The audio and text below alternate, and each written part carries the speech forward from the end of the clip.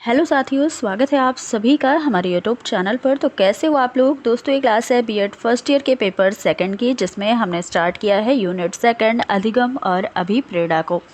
तो आज हम इस क्लास में जानेंगे अधिगम के टॉपिक से अधिगम की प्रकृति और इसकी विशेषता को। और जो पिछली क्लास हुई है उसमें हमने अधिगम के अर्थ और इसकी परिभाषा को कवर किया है। तो आप सब ने अगर पिछली क्लासेस को नहीं देखा है तो ज़रूर देखिएगा, वहाँ से आपको इसका अर्थ क्लियर हो जाएगा और इसकी परिभाषा क्लियर हो जाएगी। देखिए, इस चैनल पर आपको लगातार बीएड की क्लासेस टॉपिक वाइज दी जा रही हैं, तो आप सभी इस चैनल को सब्सक्राइब करना ना भूलिएगा और साथ में बेल आइकन भी प्रेस कर लीजिए, जिससे आने वाली जो भी क्लासेस होंगी उसकी नोटिफिकेशन आपको टाइम से मिल जाएगी। तो चलिए क्लास को स्टार्ट करते हैं। एक बात मैं आपको बता दूं कि अगर आप बीएड फर्स्ट ईयर के हैं या फिर बीएड सेकेंड ईयर के हैं, दोनों ही ईयर की प्लेलिस्ट आपको टॉपिक वाइज चैप्टर वाइज यहाँ पर प्लेलिस्ट मिल जाएगी। तो आप अगर चाहें टॉपिक वाइज क्लासेस करना चाहें तो आप प्लेलिस्ट को चेकआउट कर सकते हैं। तो चलिए क्लास को स्टार्ट करते हैं। आज की इस क्लास में सबसे पहले हम जानेंगे अधिगम की प्रकृति या नेचर ऑफ लर्निंग के बारे में। देखिए, पिछली क्लास में हमने परिभाषा को कवर किया है, तो वहाँ से अगर आप उस क्लास को पहले देख लेंगे, उसके बाद अगर आप ये क्लास देखते हैं तो आपको और भी अच्छे से अधिगम या सीखने की प्रक्रिया है या लर्निंग की जो प्रोसेस है वो आपको अच्छे से समझ में आएगी। तो देखिएगा, अधिगम की प्रकृति क्या है। अधिगम एक सक्रिय प्रक्रिया है और अधिगम व्यक्ति की क्रियाशीलता पर निर्भर होता है। अधिगम या सीखना विकास की एक प्रक्रिया है जहाँ पर व्यक्ति को स्वप्रयास या खुद से प्रयास करने पड़ते हैं, खुद से चीज़ों को सीखना पड़ता है। तो ये क्या है? एक विकास की प्रक्रिया है। अधिगम या सीखना व्यक्ति के वातावरण के अनुरूप व्यक्ति में परिवर्तन लाता है और ये परिवर्तन स्थायी या अस्थायी हो सकते हैं, या ज़रूरी नहीं है कि आप जो सीखें वह स्थायी ही रहे, या अस्थायी भी हो सकता है। आप चीज़ों को सीखते हैं लेकिन कभी कभी ऐसा भी होता है कि आप भूल भी जाते हैं, तो स्थायी और अस्थायी दोनों हो सकते हैं। अधिगम क्या है? एक सहज क्रिया नहीं है। अधिगम चेतना का परिणाम भी हो सकता है या जैविक व सामाजिक समंजन के लिए भी ये हो सकता है। अधिगम सकारात्मक व नकारात्मक दोनों हो सकता है। ज़रूरी नहीं कि आप अच्छी चीज़ों को ही सीखें, आप गलत चीज़ों को भी सीख सकते हैं। तो सीखने में तो सब आ जाता है, सकारात्मक और नकारात्मक, यानी कि नेगेटिव और पॉजिटिव दोनों चीज़ें आप सीख सकते हैं। अधिगम व्यवहार में परिवर्तन की क्या है? एक मानवीय क्रिया है। अधिगम प्रक्रिया उद्देश्यपूर्ण प्रक्रिया है। आप के पास कोई उद्देश्य होता है, कोई एम होता है, तभी आप चीज़ों को सीखते हो।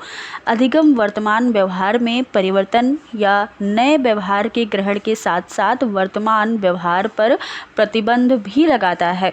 अधिगम व्यक्ति को आवश्यक समायोजन और ग्राह्यता के लिए तैयार करता है। अधिगम का क्षेत्र बहुत व्यापक होता है, जिसमें मानव व्यवहार के सभी क्षेत्र जैसे संज्ञानात्मक, भावात्मक और अनुभवात्मक, ये सारे क्षेत्र शामिल होते हैं। अधिगम सार्वभौमिक और निरंतर प्रक्रिया है। आप इसे जो अधिगम है आपका, यानी कि जो सीखने की प्रक्रिया है, ये जीवन भर चलती है, निरंतर चलती रहती है और यह प्रक्रिया जीवन पर्यंत चलती है।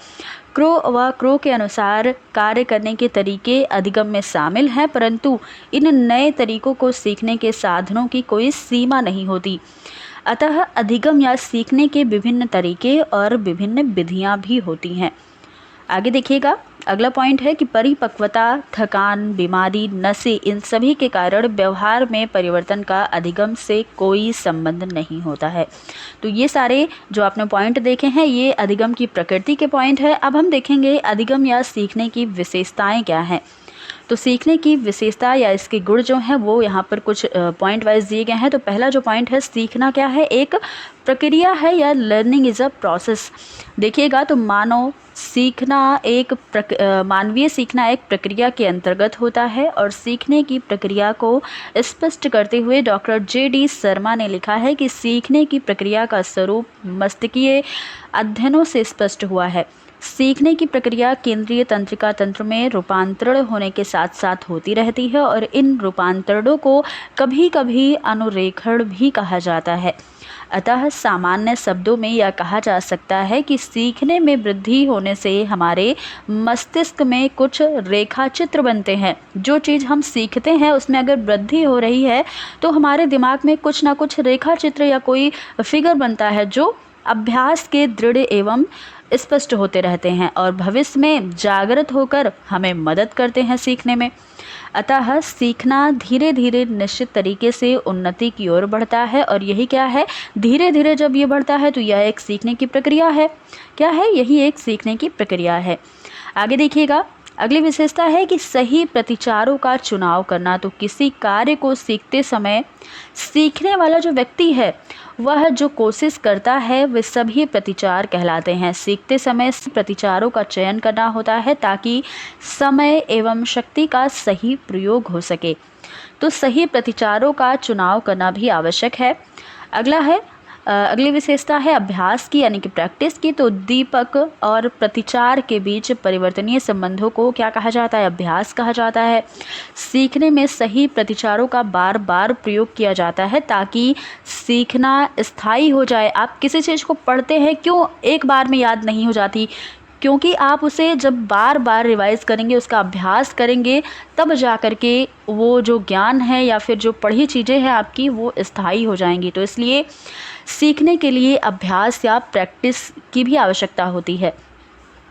आगे देखिएगा, अगली विशेषता है कि परिवर्तन में स्थायित्वता। ये क्या है, जब किसी कार्य को करने में स्थायित्वता आ जाती है तो वह हमारे व्यवहार का स्थायी अंग बन जाता है। हम कभी भी उसका प्रयोग आसानी से कर सकते हैं और यही ज्ञान की वृद्धि में सहायक होता है। स्टेबिलिटी जो है ये बहुत ही ज़्यादा आवश्यक है। अगला पॉइंट है लक्ष्य की प्राप्ति करना। तो सीखने में लक्ष्य की प्राप्ति करना आवश्यक होता है। बिना लक्ष्य निर्धारण के कोई भी सीखना सफल नहीं होता।